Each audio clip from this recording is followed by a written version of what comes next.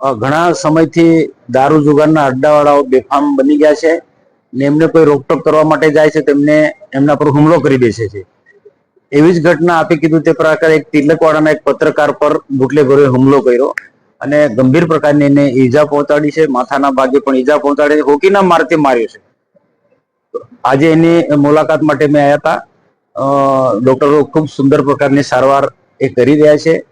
એવી જ ઘટના બીજી ભરૂચ જિલ્લાના ઉમરલાના વાઘપરા ફળિયામાં રહેતા એક રવજીભાઈ કાકા છે, એને તીક્ષ્ણ હથિયારથી માર્યો છે અને એમના છોકરા વિશાલભાઈને પણ સખત માર માર્યો છે। તલવારો અને ભાલાથી હુમલો કરવા માટે આ લોકો આવ્યા હતા અને દુઃખની વાત છે કે જ્યારે આ પ્રકારનો હુમલો થઈ રહ્યો હતો, લોકોનું ટોળું હતું, એ વખતે પોલીસ વાન આવી તો પોલીસ વાન ગુનેગારોને પકડવા બદલે પોલીસ વાન ભાગી ગઈ। એટલે પોલીસ પણ બુટલેગરો અને જુગારના અડ્ડાવાળાથી ડરે છે સાબિત થાય છે। આજે છેલ્લા ઘણા સમયથી હું મીડિયા સમક્ષ સરકારમાં હું જે રજૂઆત કરું છું કે બુટલેગરો ને જુગારના અડ્ડા ચલાવનારાનો સામાન્ય માનવી પર ખૂબ જુલ્મ વધી રહ્યો છે અને એના માટે અવારનવાર મેં જે તે વિભાગોને, સરકારને પણ, હોમ વિભાગને પણ લખ્યું છે અને સંકલનમાં પણ આવા પ્રશ્નો અમે ઉપાડ્યા છે।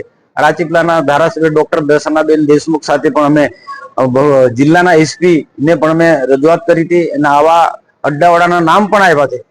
થોડા ટાઈમ માટે એક્શનમાં આવી પોલીસ, પણ ફરી પાછું 15-20 દિવસ પછી રાબેતા મુજબ એ ચાલુ થઈ જાય છે।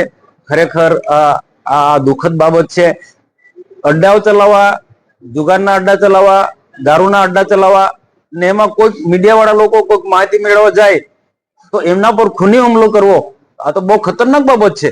નહીં તો જો આ પ્રકારના હુમલા થતા હશે ને જો પોલીસ તંત્ર આવા લોકોને રોકે નહીં તો પછી તો સામાન્ય માણસને જીવવું બહુ અઘરું પડી જશે અને આ દાદાગીરી કરનારા લોકો આવી રીતના મીડિયા વાળા હશે કે પછી કોઈ પણ સામાન્ય માણસ, નાગરિકને ખૂબ હેરાન કરશે।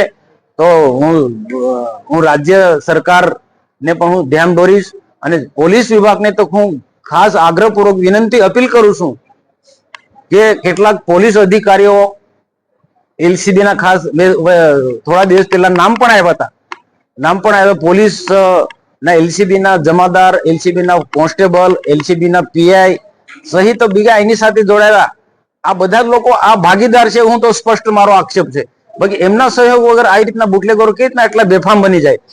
જો હું અલ્ટિમેટમ આપું છું 15 દિવસની અંદર નર્મદા જિલ્લાના, ભરૂચ જિલ્લા ઉમરલા વિસ્તારના જે બુટલેગરો છો એ બિલકુલ બંધ ના કરે તો મારે નૈતિક જવાબદારી લઈ અને મારી ટીમ બનાવીને આવા અડ્ડા ઉપર મારે જનતા રેડ મારે કરવાની ફરજ પડશે। તેથી કરીને પોલીસનું ખરાબ ના દેખાય એના પહેલા પોલીસ સાવધાની રાખે અને ખાસ કરીને નર્મદાના એલસીબી પીઆઈ ચૌધરીને મારે તાકીદ કરું છું કે તમે ખોટી વાતો ના કરો। તમે તમારી સાથે જોડાયેલા જે જમાદારના કોન્સ્ટેબલ આમાં ઇન્વોલ્વ છે અને જો તમે આ બંધ નહીં કરાવો તો સરકારમાં તમારા વિરુદ્ધમાં હું લેખિતમાં આપીશ અને એનાથી પણ જો પરિણામ નહીં આવે તો ભારત સરકારના હોમ મિનિસ્ટર હું અમિત શાહને રજૂઆત કરીશ।